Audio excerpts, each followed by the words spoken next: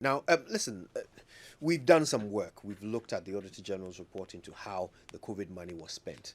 It doesn't look good. We're going to break it down and tell you how we could have saved ourselves about 1 billion cedis. But before that, I just wanted to share this with you. So, former Auditor General Daniel Domelevo, well, it turns out that he blames the political class for contributing to the increased dissipation of public funds. Now, he is saying that if they hadn't tolerated it, public servants would not have emulated it, as captured by the latest Auditor General's report into the misappropriation of COVID-19 funds. So he says that public officers are emulating the political class. Okay, so he says, look, the fight against corruption can only be won if there is a deterrence by surcharging persons found culpable. It be. Mr. Domelevo has also been speaking against the use of public funds to construct the National Cathedral. He wants Parliament to disallow provisions in the Constitution that give the Finance Minister the discretion to use the emergency vaults and the contingency funds. Remember, this came up during his censure hearing. All right, listen, let's hear what Daniel Domelevo had to say about all this. The buck stops on the table of the political leaders. If they show tolerance for abuse and misuse of public funds, of course, when they are stealing, the public servants are aware. Don't doubt the intelligence of public servants. They are aware of what their seniors do. But even if the seniors don't do it, and they look away and make sure that the rot continues, then we may have to blame them as well. So I think that we may have to ensure that, in fact, if you want to fight corruption, you can't fight corruption by looking at those down there. You must hit the top man, because one of the key things in fighting corruption is to bring deterrence into the system. If they look at it and say that even the chief executive has not been spared, then how will we spare you, the storekeeper? So the storekeeper will be careful. Even if he has not yet stolen, if he had planned to steal, he may stop the stealing. So I think we must look at both, but emphasis must be at the top. Because in public financial management, I argue and maintain that it storms at the top and drizzles at the bottom. So you want to pay attention to where it is storming. It is at the top. If you look at the expenditure at the top, it can cover several small expenditures which we go after, which at times does not even produce value for money. But I find that expenditure or that transaction very, very unfortunate. At no point in time should we be using public funds to fund individual people's wish or desire. So if the president has a desire to put up a cathedral for God, he should go ahead and look for his money, but not to use public funds. But even if he has to use public funds, the Constitution has laid down procedure of using public funds, especially money from the Consolidated Fund.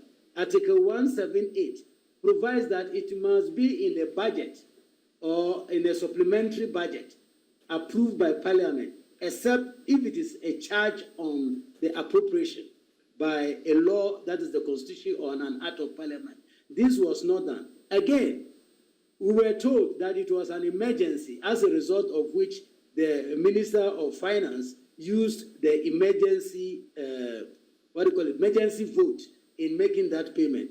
At the same time, the same Minister of Finance requested that there should be money paid into the contingency fund.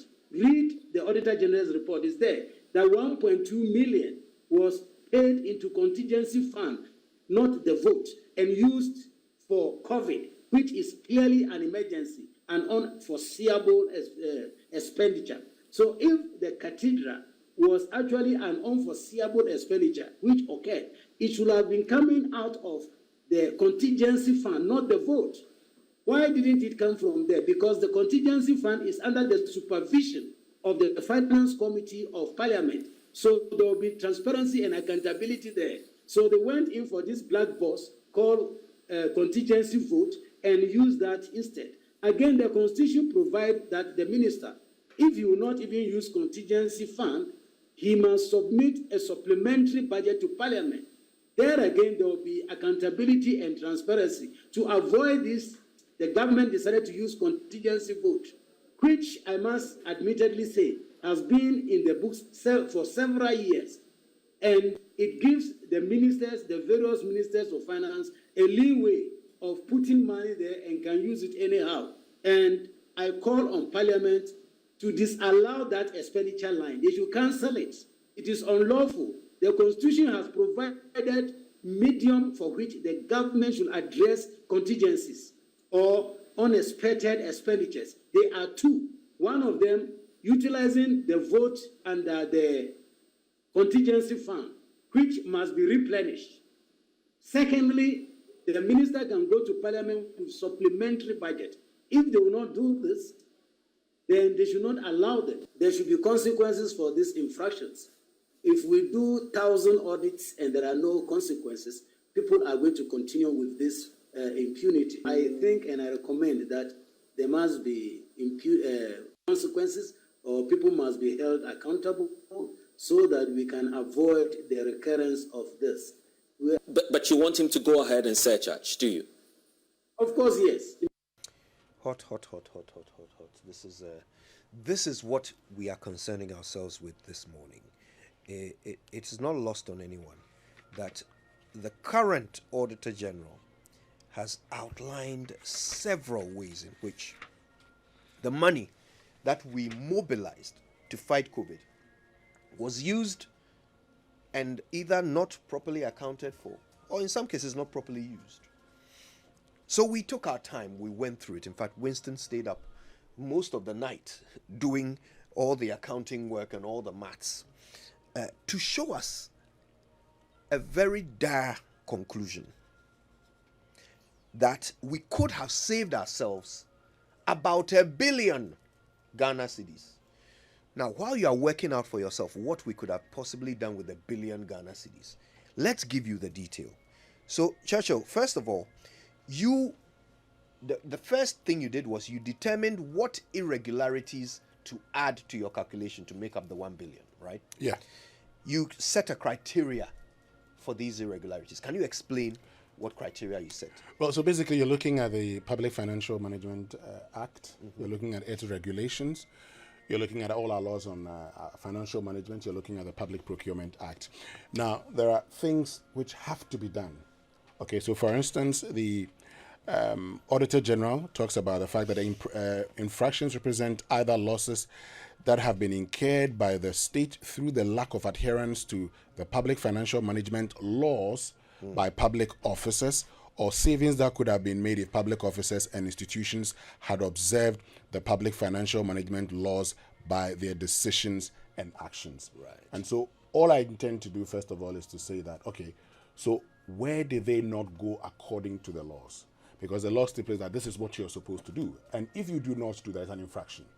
And so while it may not necessarily mean that funds have been embezzled, it means that you did not adhere to procedure and you could have,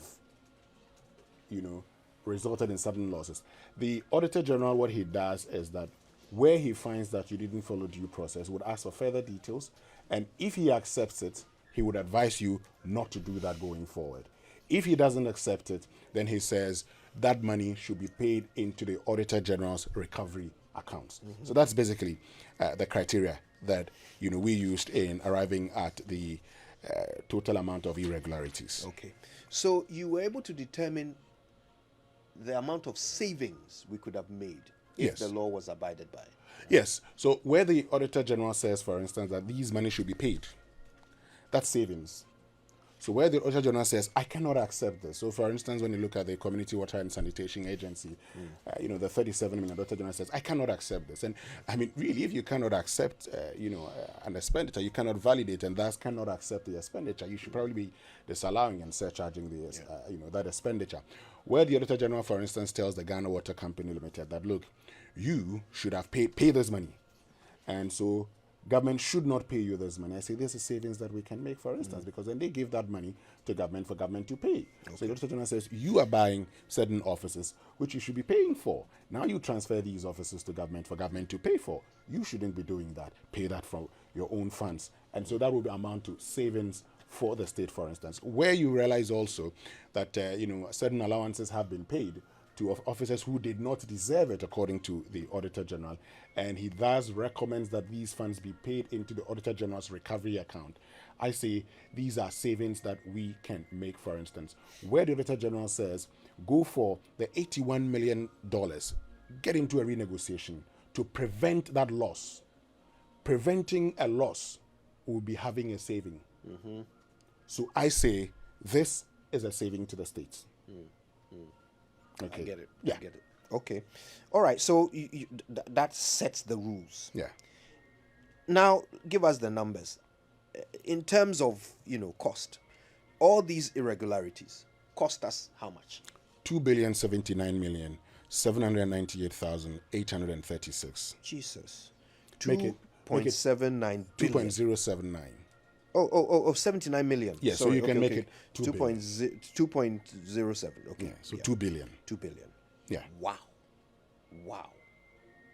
Okay. All right. And let's get some detail. What are some of these irregularities? Well, so for instance, in the Finance Ministry, the Auditor General talks about the Finance Ministry making payments to service providers outside GIFMIS. Okay? And he would tell you that Regulation 61 of the Public Financial Management Regulation, LI 2378, states that a commitment and payment of covered entities shall be made through the Ghana Integrated Financial Management Information System. So once you don't adhere to that, he flags it. That's an irregularity. Okay? And the Ministry of Finance would come back later and explain that, all transfers were processed, the total amount of this thing which has been recorded as expenditure, and these payments were made to suppliers from the COVID-19 response account to avoid double counting. But he says, look, you should ensure that every payment that you make to service providers and transfers to MDAs in respect of COVID-19 should be processed and paid through GIFMIS. So in ensuring that you do that, we flag that one and say, this is an irregularity. It did not go according to the laws. Then you also would find out, for instance, that the Ministry of Finance did not make deductions as withholding tax, contrary to the provisions of the law. That's a big one. Yes. And so that's like 1.754 million. So that's an irregularity. But the thing about withholding tax is that tax payable will be your withholding, tax minus the amount due is go to tax payable, or tax amount due minus withholding tax will be the tax payable. So if you miss that opportunity at the Ministry of Finance level, you can actually go there and do that. And the Ministry of Finance actually raised that point that yes, we didn't do this, but that money is still not lost to the state. But the Auditor General says, but you should have done that. Okay, so this is what is expected of you to do. Okay. This is what the law states, and so you should adhere to the provisions of the law. And so in not doing that, I flag that and advise that going forward, this is what you should do. Okay. Then you go to, say, the Ministry of Health, for instance, and Section 21 of the Public Procurement Act, provides that after budget approval, at quarterly intervals after that, a procurement entity shall submit an update of the procurement plan to the entity tender committee and shall post the update of the procurement plan on their website. Now, according to the Auditor General, the Ministry of Finance made payments to suppliers on behalf of the Ministry of Health for the procurement of PPEs, including nose masks, sanitizers, totaling $205,309,000 in line with government efforts to fight COVID-19. But when they review the records of the Ministry of Health, they note that the ministry did not update its procurement plan on the Public Procurement Authority's website when these were procured. Again, in contravention of Section 21. So you flag it and say, why did you not do this? These are things that you are expected to do. So we'd be able to check and realize that you're doing the right thing. Then comes the big one under the Ministry of Health. The fact that procurement of some 81 million vaccines. I mean, I'm sure many of you have read the story. Now, what I did was that at the time, the 81 million Ghana cedis, if we were to use the prevailing interest rate at the time, that'll be about 6 Ghana cedis. So you're looking at somewhere about 400. So it's $81 million. Dollars, yes, $81 million. But because the Auditor General is sharing his report with us today and tells us that amount of money is still outstanding and recommends a renegotiation and recovery of the amount. These are the words of the Auditor General for purposes of emphasis. Let me just read what the Auditor General says, and then I'll tell you how much that would amount to. He says, paragraph 79, we recommend that the Chief Director of the Ministry of Health should renegotiate with UNICEF AVAT to recover the outstanding amount. And we say, in recovering the outstanding amount, you're looking at 81 million times today's prevailing rate of 10.35. And at 10.35 I'm actually using the Bank of Ghana figures. I'm not using interbank or Forest Bureau figures. I mean, for purposes of official analysis, sometimes we want to use the Bank of Ghana figures.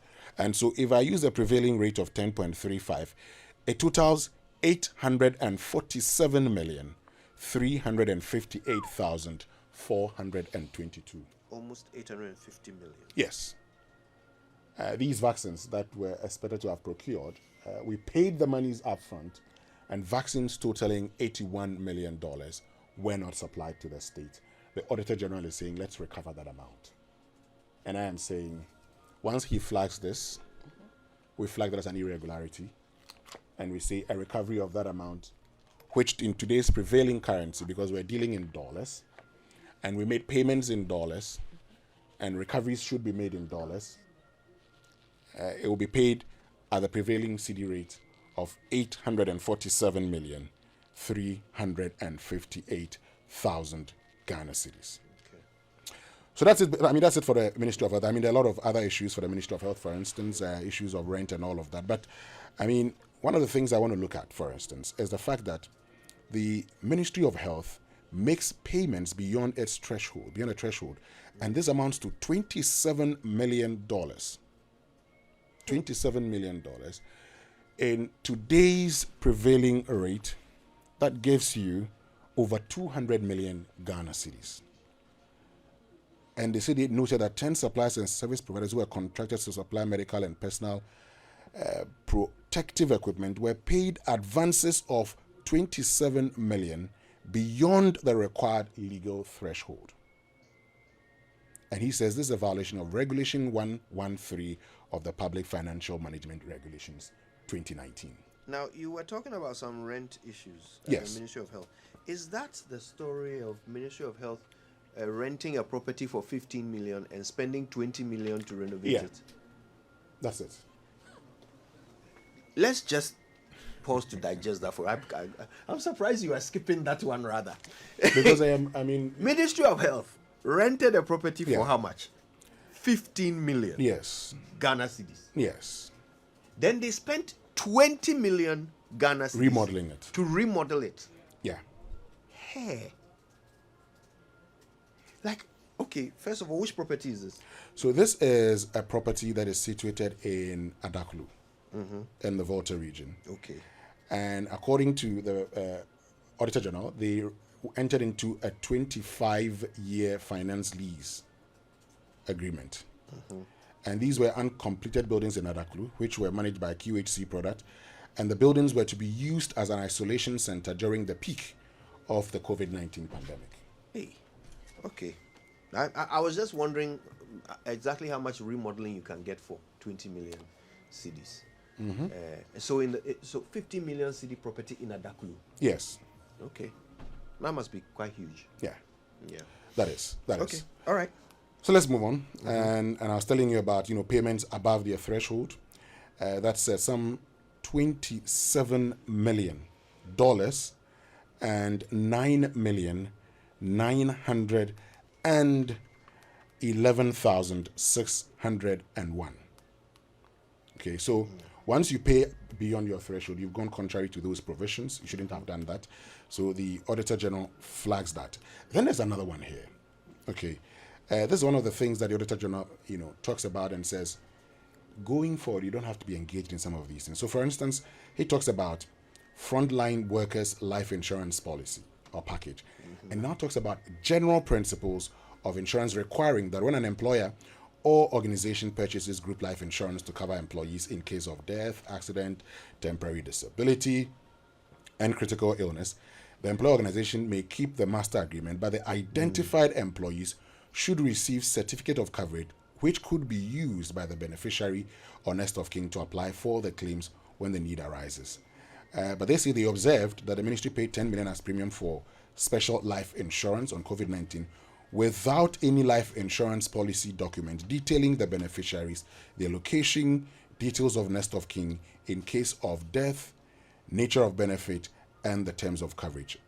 So while the chief director was explaining that insuring health workers under the pandemic was novel to the ministry and even the insurance industry in Ghana, and hence they did not know which health workers to list and the ones to leave out, and they therefore paid a premium for a blanket number of 10,000 health workers. And they recommend that they should liaise with the Ghana Health Service to identify the health workers and allied professionals to assist the workers to complete the necessary insurance documents, because they are saying that, look, you need these persons.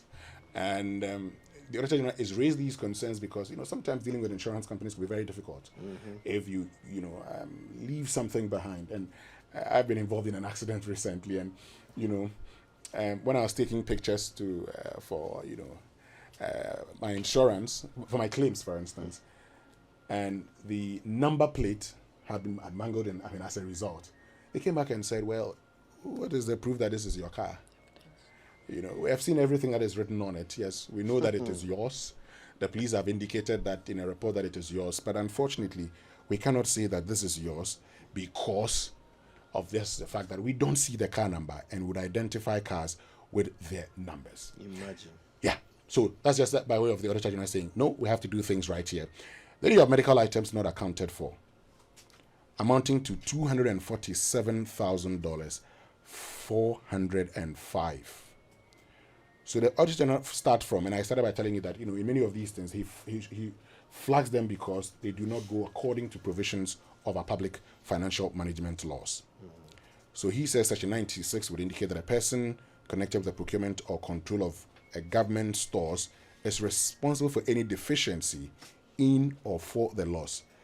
And they observed that medical equipment valued at $247,000 procured and received at the temporary central medical stores and subsequently issued to some specific health facilities between January 2021 and June 2022 were yet to be received by the health facilities at the time of the audit, which was in November. Hey. So this is the point.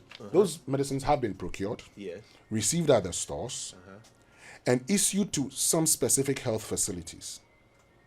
But at the time of the audit, in November 2022, the health facilities had not received them. Okay. There was something, I don't know if it's on your list, but there was something about some insurance Yeah. that was purchased for people without any details whatsoever. That's what I just talked about. The insurance, 10 million cities worth of insurance. And the Auditor General has talked about the fact that, these persons, they should find who these persons are and indicate who the beneficiaries are.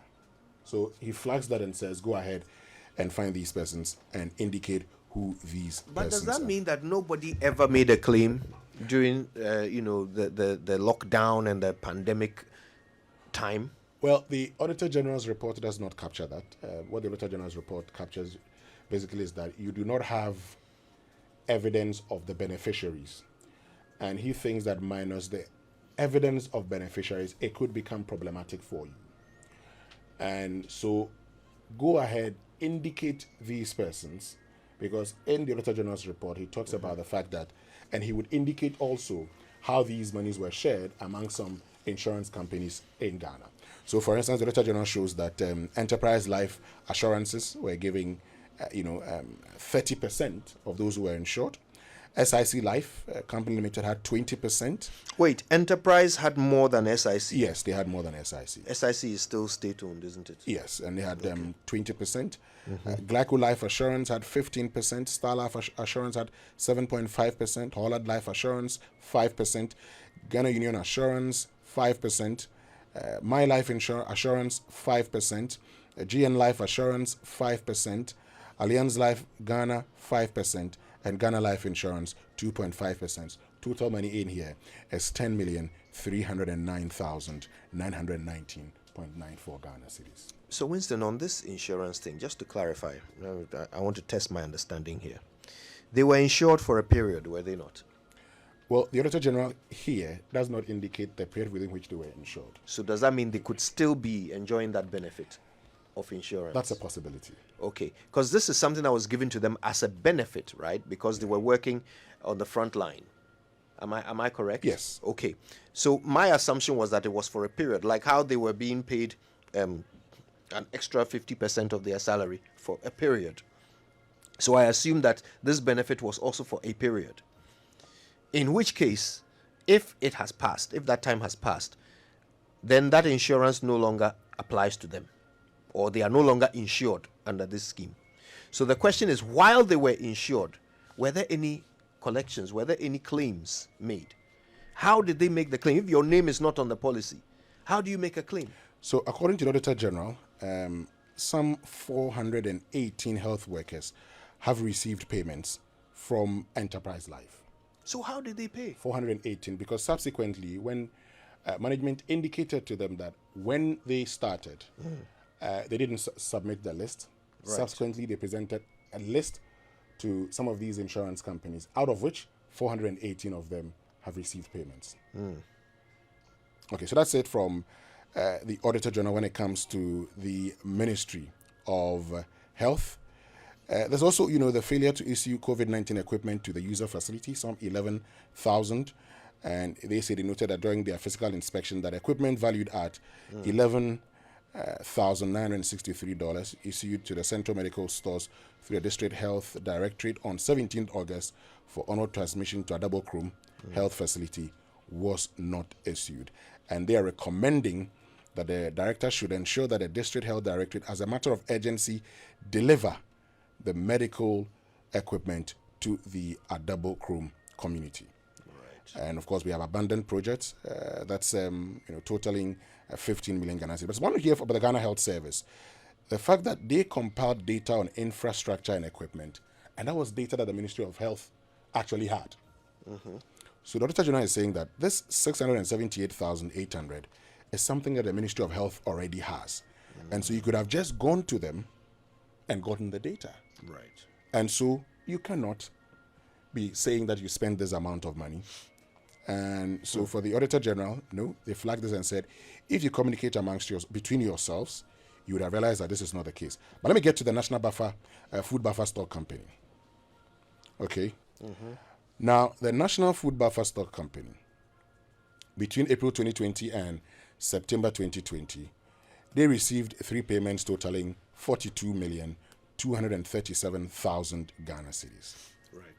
For the supply of food items to faith-based organizations and selected MMDAs in Greater Accra and Greater Kumasi. And this was in respect to government support to Ghanaians during the lockdown because of the COVID-19 pandemic. But the Auditor General realized that way bills from the various institutions amounted to 40,831,000, resulting in an over-invoicing of 1,406,000. They say they recommend that the CEO of the National Food Buffer Stock Company should refund the excess amount of 1,406,000 to the Auditor General's recoveries account. So this is where you probably would have Domilevo make the point that why don't you disallow the expenditure and surcharge him to actually pay that money?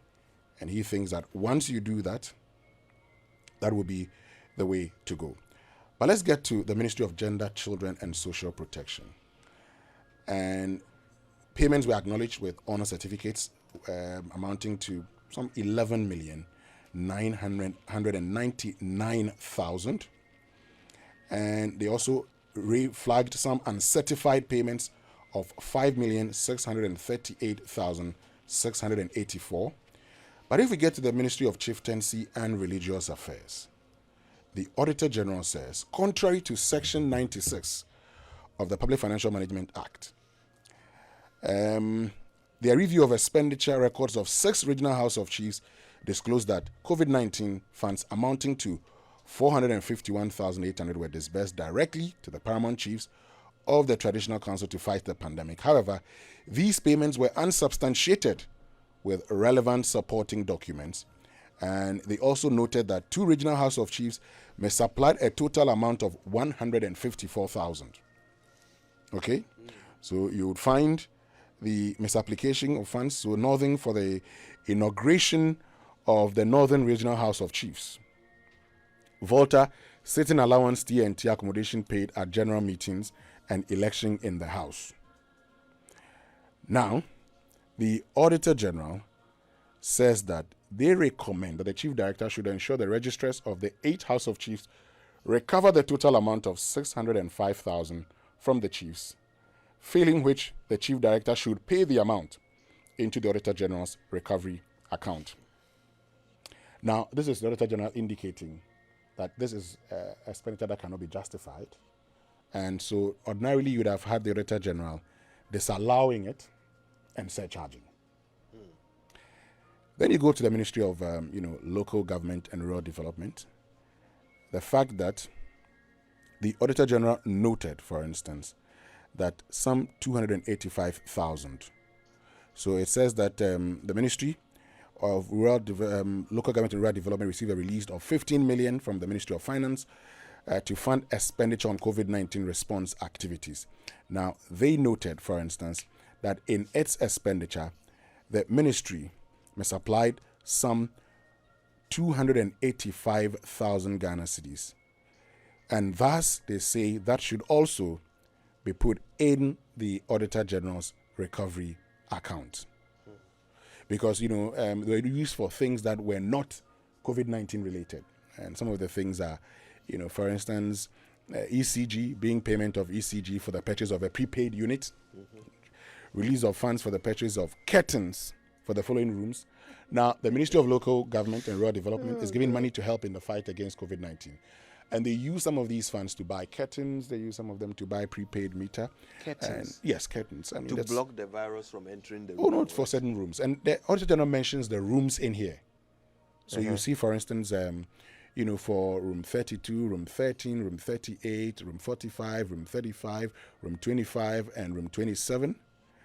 And also for the Chief Director, and was refunded in respect of cost incurred by the Chief Director in repairs of his official vehicle with registration number GC757912. Wait. So COVID funds were given to the Chief Director as a refund because he had spent his own money to repair his vehicle? 1,200 Ghana cedis. This is on page 58 of the Auditor General's report. And it's paragraph 296. You could actually go and check it.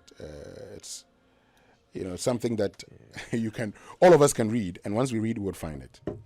Okay. People have not been good stewards. They have not been good stewards. We put them in positions where we hope they will solve our problems for us, make decisions on our behalf. They have not been good stewards of our scarce resources. All right. Okay, so let's get into the Ghana Water Company Limited. And there's a lot of meat there, actually. And it's part of the savings that we could have made. And Auditor General here on the Ghana Water Company starts from this point of view. He says, unapproved cost, 28 million Ghana cedis. Now, note that figure. It's different from 37 million that you've heard, because the 37 million is coming from the Community Water and Sanitation Agency. It says, update number 6. You remember when the President, addressing to the state, indicated as part of measures to mitigate the effects of COVID-19 on the socio-economic life, government will absorb the water bills for all Ghanaians from the next 3 months, April, May, June, and also water tankers, publicly and privately owned, were being mobilized to ensure the supply of water. Now, the Ministry of Finance and the Ghana Water Company developed policy guidelines to guide the provision of free water for all Ghanaians. And the Auditor General says his review of the bills submitted to the Ministry of Finance for payment covering April to June 2020, however, disclosed that 2 of the costs totaling 21 million did not relate to actual bills expected to be paid by the Ministry of Finance. Now, I'm going to tell you that shortly. They also note that the cost of water to the Ghana Water Company's own facilities, that is offices, residents, and other properties totaling 7 million, which was already being absorbed by the company prior to the announcement of free water, was added to the cost forwarded to the ministry for payment. Let me explain. So, you know, the Ministry of, the Ghana Water Company absorbs water that it gives to its, workers, its offices and residents and other properties. So that is free water they already provide. Yeah. So it wasn't water that the government of Ghana was paying already. But now that the government of Ghana said they are providing free water, the Ghana Water Company adds that as the cost of water to also be paid for by the state. Let me use an analogy just so that the picture is better painted. So, I am a baker. I bake bread. I sell the bread that I bake. But my family also eats bread. So, when I bake bread, I take some and give to my family. I sell the rest. Government comes to me and says, you know what? I want to give citizens of Ghana some free bread. So bake 30 million loaves of bread for me to go and give to citizens. I'll pay you for that. Then I bill government of Ghana for the 30 million loaves of bread plus the bread that I give to my family for free. I add that to government's bill that they should pay me for the thing that I already give my family for free. Yeah. That's what the Ghana Water Company did. Yeah. We thank them for their service. Well, but if you felt that that was bad enough, listen to the explanation for the 21 million Ghana cedis. So the Ghana Water Company now explains that a compensation cost of 21 million cedis, representing 20% of their respective bills, was meant to provide some level of cushioning to the commercial water sellers and the water tanker operators since their livelihood was being taken away due to the government policy of free water. Huh? You heard me. The Ghana Water Company, okay, let me read verbatim. So, this says that the head of the commercial department explained that a compensation cost of 21,348,000, so by extension 21 million, let's do a bit of low estimation here. So once it's less than 5, I just would quote when I say 21 million. Okay. Representing 20% of the respective bills, was meant to provide some level of cushioning to the commercial water sellers and the water tanker operators, since their livelihood was being taken away due to the government policy of free water. So, let me come back to the baker analogy. So, apart from trying government chobo and making them pay for my own family's bread, there are also retailers of bread who buy from me. But because government is going to give the whole nation free bread, those retailers claim that their livelihoods are going to be affected because if they come and buy from me, nobody will buy from them because government is paying for everybody to get free bread. So I bill government. I tell government that give me 21 million cedis so that I'll go and share it to these retailers. I am going to, they pay me normally for my bread, but I am going to go and give them money from you because you have bought bread for everybody. So they cannot make money from selling bread anymore. So me, the bread maker, I am going to give them 21 million cedis because they are losing out. That's what Ghana Water Company did. We thank them for their service. Listen, please, just go over that point again. Okay, so... if you just joined us, by the way, if you just joined us, this is what we've been doing all morning. We are walking slowly through the Auditor General's report on how our COVID money was spent. We've already identified that, look, the cost of all the anomalies and the discrepancies is some 2 billion cedis. But out of that 2 billion, 1 billion of it, we could have actually saved that money. And Winston has been walking us through some of the specifics of that 1 billion we could have saved. And the latest one that we are going through is from the Auditor General's report on how the Ghana Water Company spent COVID money. Winston, that 21 million. Yeah, so the 21 million, and that's paragraph 244. It says the head of the commercial department explained that a compensation cost of 21,348,068 Ghana cedis, representing 20% of the respective bill, was meant to provide some level of cushioning to the commercial water sellers and the water tanker operators since their livelihood was being taken away due to the government policy of free water. But what has that got to do with them? I don't understand this. Somebody buys from you to go and sell. But government has decided to pay for everyone. Then you take it upon yourself to take government's money and go and give it to the people who buy from you to go and sell. What business is it of yours? What happens to their livelihood? What business is it of the Ghana Water Company? Great. Kojo, let me continue because I'm not done yet. There is more. Let's go. There is more. So here I want to read verbatim. I was going to summarize, but let me just read verbatim.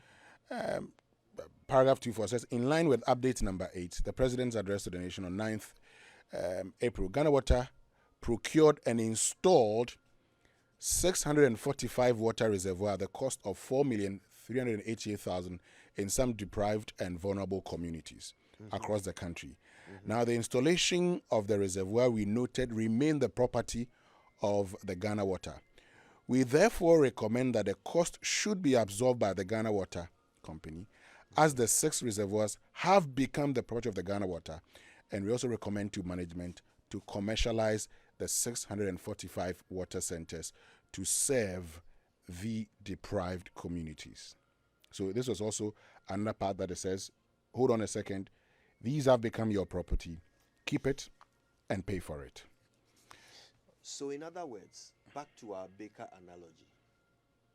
So as a baker, you've got this big order from government. You have to bake 30 million loaves for everybody. You take some of that money and use it to build ovens, right? The money that you are supposed to use to bake the bread, you use some of it to build ovens. So the Auditor General is saying that those ovens that you have built, they were not only for the 30 million loaves of bread. They are now your property. So they expect them to what? Pay for them. Pay for them. And keep them. Commercialize them. And keep them. Okay. Make money out of it. All right. Let's go. But this is the 37 million cedis unsubstantiated claims. That's generated a lot of controversy. Yeah. So what I would do is to read it, and then based on my understanding of it, I would continue. Okay. So it says that in line with the update number 6, the President talked about free water. We're told that non-governmental organizations and individual private water sellers provided free water services to their clients and customers at the MMDAs from April to December 2020 and submitted a total bill of 37 million for 2020. However, a review of COVID-19 free water bills at the Community Water and Sanitation Agency disclosed that there were no actual water bills generated and submitted to the agency by the NGOs and private individual water providers to support their claims. We also noted that the NGOs and private water sellers provided estimated bills and submitted same to the agency, which were vetted and arrived at a total of 37 million cedis by using the maximum pumping capacities of the machines and the estimated population of the communities involved. We could not verify and validate the total bill of 37 million as per the cost of free water supplied by NGOs and private water operators. We are therefore unable to validate the payment of 37, and so they have said that, and so, what they've actually said is that we are therefore unable to validate the payment of this by the ministry. And if you are not able to validate payment, it means that payment, either they have to go back and make sure, but the Auditor General here is providing enough evidence to show that these are things that he doubts. There's a lot of doubt surrounding them. Okay, and when they spoke to management indicated that the Community Water and Sanitation collated the bills from all regions and forwarded same to the Ministry of Sanitation and Water Resources, and bills from communities without water meters were vetted based on production figures derived from maximum capacity of them. And this is the audit position. We did not see water bills submitted by the NGOs and other private water providers to the headquarters, and therefore could not confirm the information provided by management. I say this is money we can save to the state. Back to our baker. Government has paid the baker to bake 30 million loaves of bread for all Ghanaians. There are some Ghanaians who normally are not able to get bread from the baker. So other retailers buy bread from the baker and go and sell to those Ghanaians. The baker says, look, government wants all those people to get free bread. So you come and buy the bread from me, go and sell to them, but don't take the money from them. Bring the bills to me and I will pay you from the money government is giving me. Right? So they do that. Then they say we paid, then Ghana Water, or the bread, the baker says, I paid them 37 million cedis. But I am not providing you with a receipt to show that maybe supplier A took 100 loaves of bread from me, supplier B took 1,000 loaves. I don't have that. All I'm saying to you is that they brought me a bill for 37 million, so I paid them 37 million. Is that right? Yes. But on top of paying them for the bread that they've supplied, I've also given them another 21 million because their livelihoods have been affected. But I paid them. I paid them for the bread. So why are their livelihoods affected to the tune of 21 million? What kind of irregularity is that? Let's go to. I wanted to call it another name, but no, don't. I've Let's calmed go myself. Let's go to the Ministry of Transport, and it's, one of the first times you actually would hear the ministry make comments and actually mention people's names. Okay. I probably may just end on the Ministry of Transport. Yeah. Because it's the first time you are hearing them actually mentioning somebody's name. And so it says that the Ministry of Finance released an amount of 200,000 through the Ministry of, and this is a cash payment actually, this is a cash payment. So this is not like check, so it's cash payment. Now, it was released to Daniel Issel, a budget officer of the Ministry of Transport, to be paid to the Greater Accra Passenger Transport Executive, Ayalolo. Now, when he was going to give Ayalolo the money, the man Daniel Issel, according to the Auditor General, decided to pay 181,500 minus 18,500. Okay. He was giving 200,000 cedis cash. Yes, he paid them 81,500. So he did not pay 18,500. Daniel Issel. And they are recommending that the chief director should ensure that the amount of 18,500 be refunded by Daniel Issel into the Auditor General's recoveries account. And management indicated that Daniel Issel has actually paid 18,500 cedis to the Auditor General's account. And management says, and the Auditor General says management is yet to provide the evidence as at the time we're preparing this report. What is Daniel Issel's role or job title? Well, Daniel Issel is a budget officer.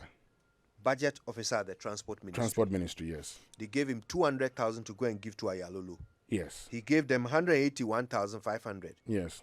He did and kept 18,500 for himself. Yes. Auditor General says, bring the money back. Transport Ministry says, oh, he has brought it back, but didn't provide any proof.